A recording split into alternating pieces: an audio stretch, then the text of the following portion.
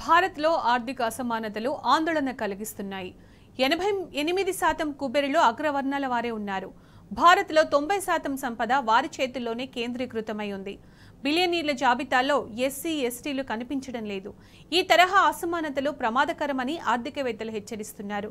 The world inequality lab విడుదల చేసిన తాజా నివేదిక భారత్లోని ఆర్థిక అసమానతలను తేల్చి చెప్పింది. దేశంలో ఒక పక్క బిలియనీర్ల సంపద ఎన్నో రెట్లు పెరుగుతుండగా సామాన్యుడు మరింత పేదవాడవుతున్నాడు. ఈ తేడా సామాజిక వర్గ పరంగా కూడా స్పష్టంగా పెరిగింది. దేశంలోని బిలియనీర్ల జాబితాలో ఎస్సీ, ఎస్టీలకు స్థానమే లేకుండా పోయింది. దేశంలోని 90% సంపద అగ్రవర్ణ బిలియనీర్ల చేతిలో కేంద్రీకృతమై ఉంది. The world in equality lab తాజా నివేదిక ఈ వాస్తవాలను వెల్లడించింది. భారత్లో పన్ను న్యాయం, సంపద పునర్విభజన వైపు పేరుతో వెలువడిన తాజా నివేదిక సంపద పంపిణీ సమస్యలను పరిశీలించింది. దేశంలోని మొత్తం సంపదలో 40% కేవలం 1% ఉన్న వర్గం చేతిలో ఉండడం దేశంలో పెరుగుతున్న ఆర్థిక అసమానతలను సూచిస్తున్నది. బ్రిటిష్ పాలన కాలంతో పోలిస్తే ఈ ఆధునిక యుగంలో అసమానతలు ఇలా ఎన్నో రెట్లు పెరగడం చాలా ప్రమాదకర ధోరణి అని ఆర్థిక నిపుణులు హెచ్చరిస్తున్నారు.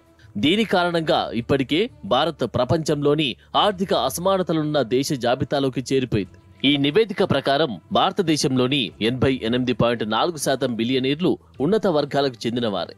ధనవంతుల జాబితాలో షెడ్యూల్డ్ తెగలు, ఇతర బాగా వెనుకబడిన వర్గాలకు అసలు ప్రాతినిధ్యమే లేదు. ఈ తారతమ్యం సంపదలో కూడా కొట్టొచ్చినట్టు కనిపిస్తుంది. జాతి సంపదలో 55% ఉన్నత వర్గాల చేతిలో ఉన్నట్టు all India debt and investment survey 2018-19లో చేసిన సర్వే వెల్లడించింది.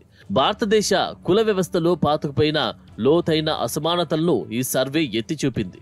అలాగే సామాజిక వర్గం, విద్య, ఆరోగ్యం, వ్యాపారం, సంపద సృష్టి తదితర అంశాలపై గణనీయమైన ప్రభావం చూపిస్తున్నది. దళితులు ఎక్కువ భూమిని కలిగి ఉండరాదని పలు ప్రాంతాల్లో ఉన్న ఆంక్షలు కూడా వారి ఆర్థిక ప్రగతికి ఆటంకంగా మారింది. అయితే ఈ వివక్ష కేవలం బిలియనీర్ల వరకే పరిమితం కాలేదు. దిగువ సామాజిక వర్గం వారు పారిశ్రామికవేత్తలుగా ఎదగడానికి కూడా పలు ఆటంకాలు ఏర్పడుతున్నాయని the state of working India 2023 పేరిట అజీం ప్రేమ్జీ యూనివర్సిటీ విడుదల చేసిన నివేదిక వెల్లడించింది. శ్రామిక శక్తి అధికంగా ఉన్నప్పటికీ ఎస్టీలు పారిశ్రామికవేత్తలుగా ఎదగలేకపోతున్నారు.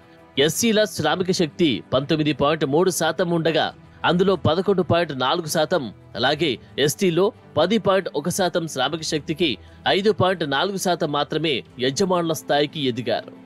నేషనల్ ఫ్యామిలీ హెల్త్ సర్వే నివేదిక ప్రకారం 12.3% ఎస్సీలు, 5.4% ఎస్టీలు మాత్రమే అత్యధిక సంపద కలిగి ఉన్నారు. అయితే దానికి విరుద్ధంగా 25% పైగా ఎస్సీలు, 46.3% ఎస్టీలు అత్యల్ప సంపద వర్గంలో ఉన్నారు. అలాగే ఓబీసీ జనాభాలో 16.3% అత్యల్ప సంపద కేటగిరీ, 19.2% అత్యధిక సంపద కేటగిరీలో ఉన్నారు.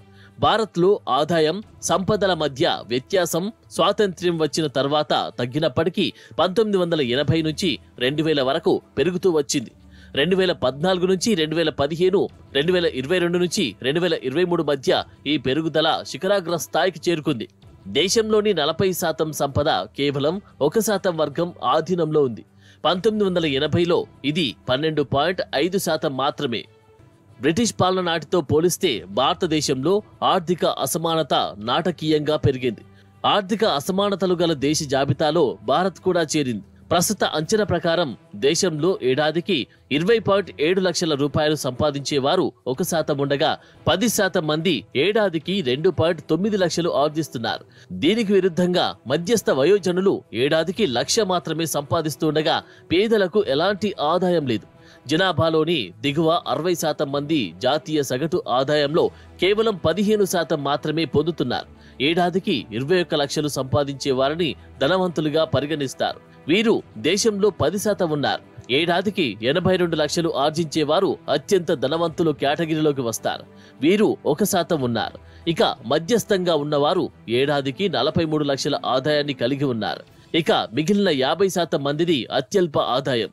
జాతీయ ఆదాయంలో వీరిది 6.4% కాగా కేవలం 1% ఉన్న కుబేర్ల వాటా 40.1%. ఇక 0.001% ఉన్న అపర కుబేర్ల వాటా 17%.